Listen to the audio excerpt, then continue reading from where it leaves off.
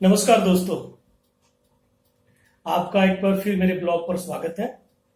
बहुत दिनों बाद मुलाकात हो रही है। अवसर ही नहीं मिला।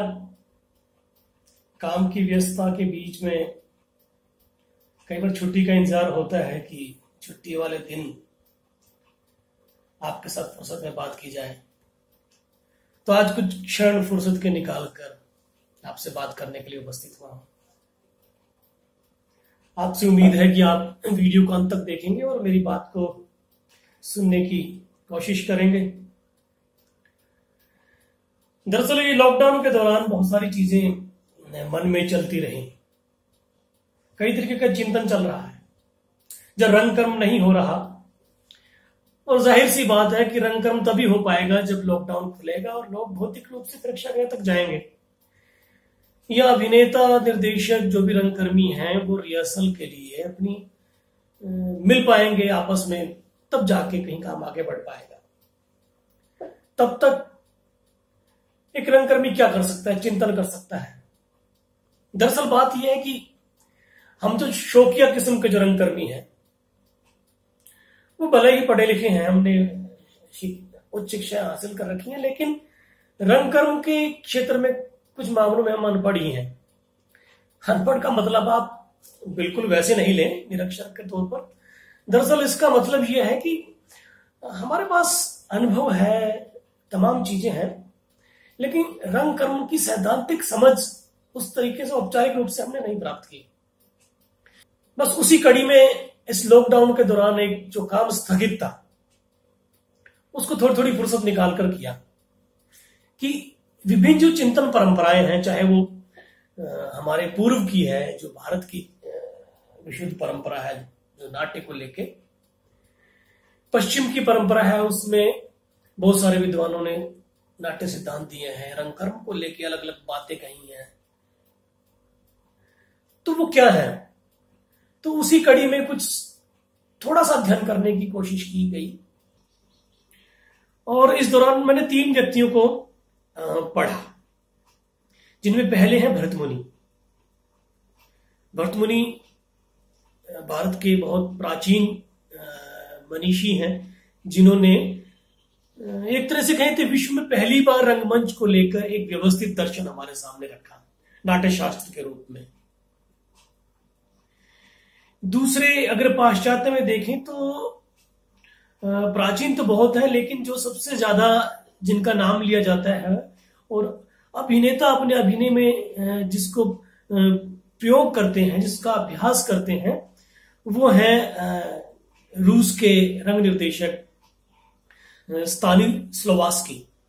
तो स्तानिस्लावस्की ने जो अभिनय सिद्धांत दिया, जो एकदम नवीन सिद्धांत था अपने आप में, आधुनिक समय में देखा जाए, उन्होंने एक मनोवैज्ञानिक थ्योरी सबके सामने रखी कि किस तरीके से अभिनेता उनके सिद्धांत को समझकर अपनी भूमिका की तैयारी कर सकता है, अपने आप को तैयार कर सकता है।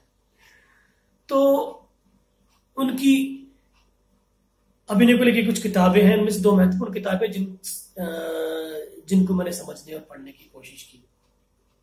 उनकी पहली किताब है एन एक्टर प्रिपेयर्स और दूसरी किताब है बिल्डिंग अ कैरेक्टर। इन दोनों किताबों के माध्यम से वो अपना जो अभिनय सिद्धांत है, जिसको मेथड एक्टिंग कहते हैं, वो हमारे सामने उन्होंने रखा। उसको पढ़ने की और समझने की कोशिश की गई इस दौरान। एक तीसरी जो बहुत लेटेस्ट विद्वान है वो है अगस्टो बोल। ये ब्राजील के रंग निर्देशक थे। इन्होंने भी अभिनय को लेके एक अलग दृष्टिकोण हमारे सामने रखा, नाटक को लेके एक अलग दृष्टिकोण हमारे सामने रखा। अगस्टो बोल दरअसल उनकी जो किताब है games for actors and non actors, जैसा कि उनकी किताब के शीर्षक से ही ये स्पष्ट हो रहा है कि वो एक्टर को भी उतनी तरजीह दे रहे हैं जितना कि नॉन एक्टर्स को दे रहे हैं। और नॉन एक्टर्स में अगर देखा जाए तो उनके समक्ष वो वर्ग है दर्शक वर्ग, वो दर्शकों को एक अलग ही भूमिका में नाटक में देखते हैं। जैसे हम भरत मुनि के संदर्भ में देखते हैं कि भरत मुनि ने नाटक और नाट्य के प्रत्येक अंग के ऊपर अपना दृष्टिकोण रखा है। उन्होंने एक्टर के बारे में भी लिखा है, उन्होंने रंगमंच के बारे में भी लिखा है, उन्होंने प्रेक्षागृह के स्वरूप के बारे में भी लिखा है, उन्होंने अभिनय के अलग अलग अंगों के बारे में लिखा है और अभिनय के हर अंग की बहुत बारीकियों के बारे में लिखा है। और इन बारीकियों के बारे में लिखते समय वो पूरे काव्य शास्त्र का एक पूरा दर्शन हमारे सामने रखते हैं। छंदों की बात रखते हैं, अलंकारों की बात रखते हैं, संगीत की बात रखते हैं। वो अभिनय और उससे जुड़ी हुई जितनी भी आनुषंगिक कलाएं हैं उन सब के बारे में हमारे सामने रखते हैं। और उनका जो महत्वपूर्ण जो एक सिद्धांत है, जो पूरे विश्व को एक यूनिक जो उन्होंने एक सिद्धांत दिया, वो रस सिद्धांत था। और जहां तक देखा जाए कि जो उनका रस सिद्धांत है उसका भी जो अंतिम लक्ष्य है वो दर्शक है। रसानुभूति दर्शक में ही रस निष्पत्ति की बात आगे के जो आचार्य हैं वो कहते हैं। तो यहां दर्शक एक तरीके से जो नाटक में प्रेक्षागृह में जाके बैठ के नाटक देखता है तो वहां जाकर भावनात्मक रूप से उसमें जुड़ता है, वो आनंदित होता है। तो ये दर्शक को लेके वो भरत मुनि अपना इस तरीके से दृष्टिकोण रखते हैं। स्टानिस्लावस्की यद्यपि उनके रंगमंच में दर्शक की उपस्थिति है, लेकिन वो अपना सारा जो अभिनय दर्शन है वो अभिनेता को केंद्र बिंदु बनाकर रखते हैं। वो हर चीज अभिनेता के इर्द गिर्द ही बुनते हैं और वो लगातार ये बात कहते हैं कि अभिनेता दर्शक को एक वक्त के लिए भूलकर अभिनय की बात करें। और इसीलिए वो जितने भी अभ्यास करते हैं वो अभिनेता के इर्द गिर्द ही रखते हैं। और मंच में जितनी भी चीजें जुटाते हैं वो, चाहे वो संगीत हो, चाहे वो दूसरी कलाएं हो, चाहे मंच शिल्प हो, चाहे मंच के ऊपर जो जितनी भी साज सज्जा है, वो सारी अभिनेता को संधान करके वो बात रखते हैं। तो एक बात स्पष्ट रूप से जो हमारे सामने आती है कि स्टानिस्लावस्की का जो अभिनय दर्शन है उसके केंद्र में अभिनेता है। अब तीसरी बात करते हैं हम अगस्टो बॉल की। अगस्टो बॉल जो अपना नाट्य दर्शन जो उन्होंने रंगमंच को लेकर जो सिद्धांत दिया है वो है थिएटर ऑफ द ऑप्रेस्ड। मतलब समाज के दबे कुचले वर्ग के जो लोगों की जो बात जो रंगमंच करता है वो उस रंगमंच की बात करते हैं। और वो जब इस रंगमंच की बात करते हैं और तब वो रंगमंच की सारी चीजों को उसके मद्देनजर रखते हैं। और उसमें एक बात स्पष्ट है कि वो रंगमंच से बदलाव की बात करते हैं। और जब ये बदलाव की बात है तो उसमें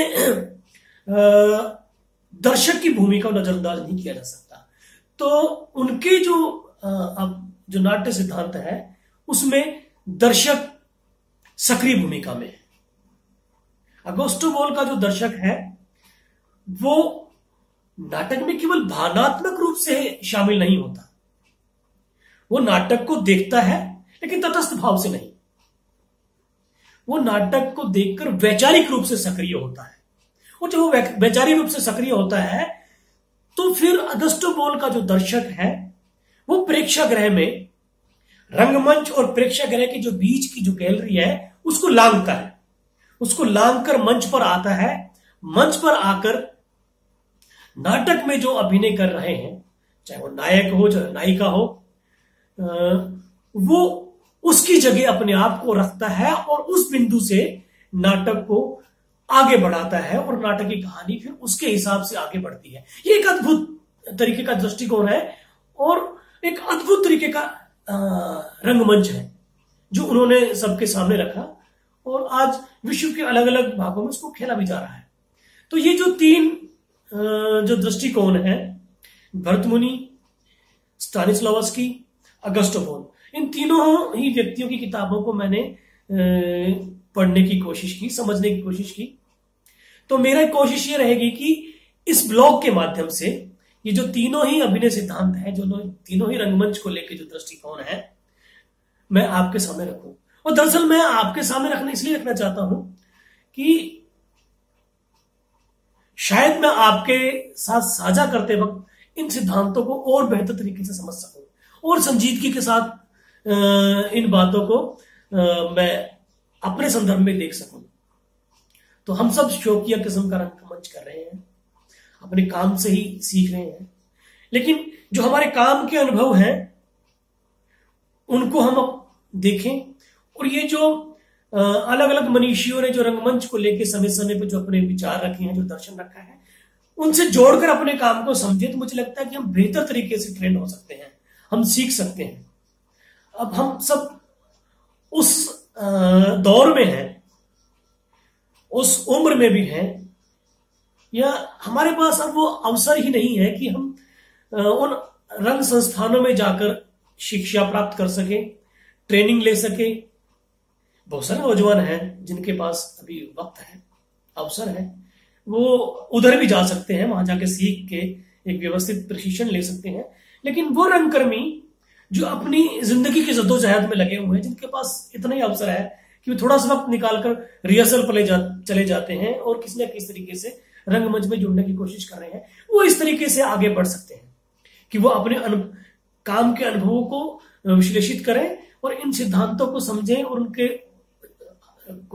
कोशिश करें कि उनको पढ़ें, देखें और इनका अपने अनुभवों का समन्वित रूप से विश्लेषित करें और जो ज्ञान निकले उसको अपने काम में फिर इस्तेमाल करें, प्रयोग करें और लोगों के साथ बांटें। तो मेरी कोशिश ये रहेगी कि इस ब्लॉग के माध्यम से मैं आपके सामने जो मैंने पढ़ा है वो रखने की कोशिश करूं और एक संवाद कायम करूं। तो आगे के जो ब्लॉग होंगे उसमें कोशिश क्या मैं प्रयास करूंगा पूरा कि इन तीनों ही व्यक्तियों के बारे में, तीनों विद्वान व्यक्तियों के जो विचार हैं उनको व्यवस्थित रूप से छोटे छोटे ब्लॉग्स में आपके सामने रखूं।